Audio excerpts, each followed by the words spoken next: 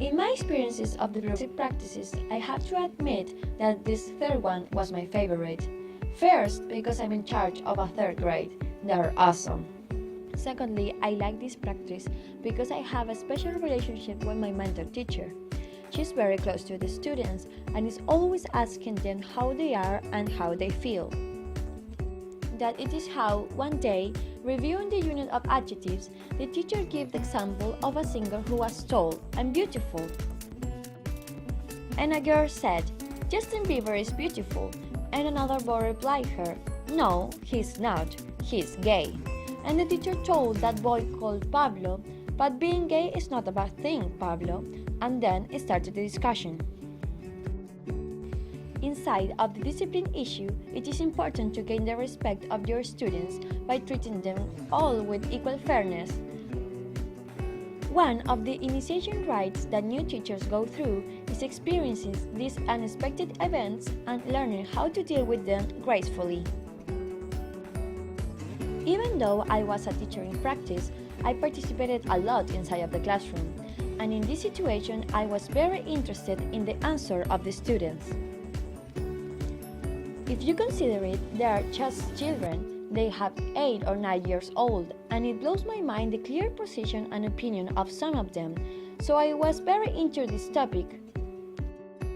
Because it's a controversial one in the society, especially because these children are the future. Harmer and Montillano claim that teaching to diverse age groups are considerably different. This is mainly because of the different psychological characteristics particular to every age group and their level of mental development. Classroom management involves decision about what to do when unexpected but pertinent questions comes up. You have to be aware of the problems that were not anticipated in your lesson. The teacher stopped the class, though it was 15 minutes until the break. She asked the whole class what they think of gay people, and some of the comments were, for example, "It's a different kind of love. They love equally as women and men. I like them, but only if they are outside my family. That doesn't correspond, it's not natural, and God forbids it." There's no doubt that children as learners are conditioned by their environment at school and home.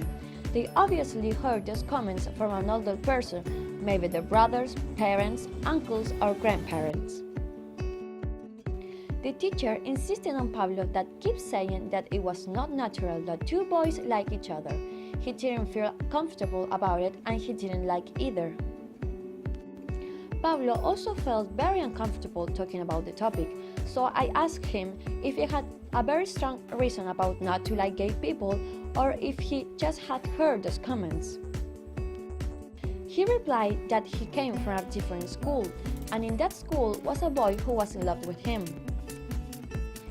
He sent him love letters and messages through other classmates, and even one day Pablo watched the other boy observing him in the bathroom. He was ashamed of telling that story. I was really shocked with this little boy going through that situation. I wish I could help him and talk him more about the topic, which is very delicate, but he continued to repeat his position. I asked him, what if one of your best friends from school through the years he realized he's gay?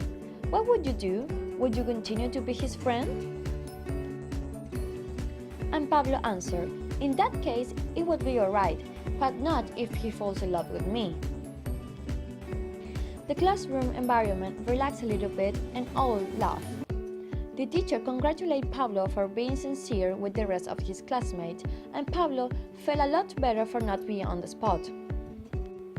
H. Douglas Brown said rapport is the relationship or connection you establish with your students, a relationship built on trust and respect that leads to students to feel capable, competent, and creative.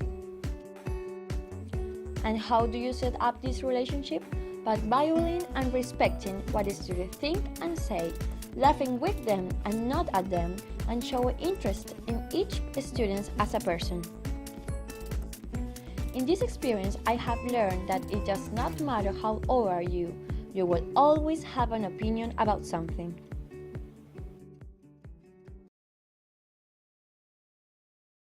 Free created using Powtoon.